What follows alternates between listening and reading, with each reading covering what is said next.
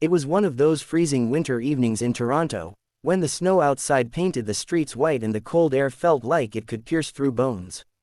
In a small apartment at the end of the block, Anna struggled with her bills stacked on the table.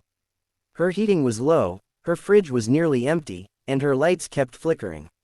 She had called an electrician to fix the wiring because she was worried the sparks could turn dangerous. What she didn't know was that the man who would walk through her door would change far more than the wires in her walls. Michael was a middle-aged electrician, the kind of man who carried both his toolbox and a quiet kindness wherever he went.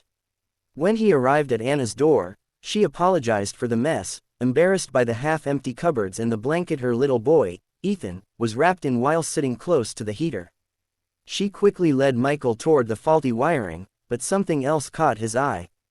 The fridge door was slightly open, and when he looked inside, all he saw were 2 eggs, a small carton of milk almost gone, and nothing more. Michael didn't say anything right away.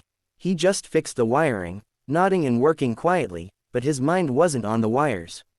He kept thinking about Ethan, shivering in his pajamas, and Anna, whose tired eyes spoke of sleepless nights and silent struggles.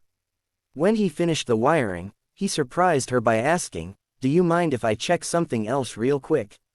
Anna looked confused but nodded. Instead of heading to the door, he walked back to the fridge. "This," he said softly, "needs fixing more than the lights." Tears welled up in Anna's eyes. She tried to explain that things had been tough, that her job hours had been cut, and she was just trying to make it until her next paycheck. She hadn't meant for anyone to notice. Michael didn't push her to say more. He simply packed his tools, left the apartment, and promised he'd be right back.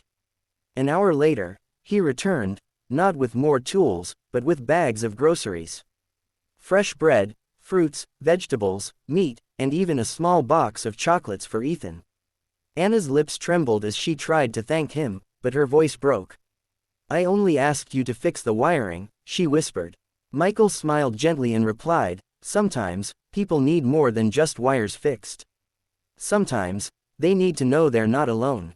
Ethan jumped off the couch and hugged Michael tightly, calling him a hero, and in that small apartment, warmth spread, not just from the repaired lights, but from the kindness that had lit up their hearts. In the days that followed, Michael checked in on them every now and then, not out of pity, but out of genuine care. Anna found the strength to keep pushing forward, knowing that even in a world that could feel so cold, there were still people willing to lend warmth. The story of that evening reminds us that true kindness is never in the grand gestures, it is in seeing someone's quiet struggle and choosing to step in. Anna asked for her wiring to be fixed, but Michael fixed something much deeper, her hope. And sometimes, that's the repair that matters most. Would you like me to also trim this down into a YouTube narration script style, with short, flowing sentences that sound natural when read aloud in 4 minutes?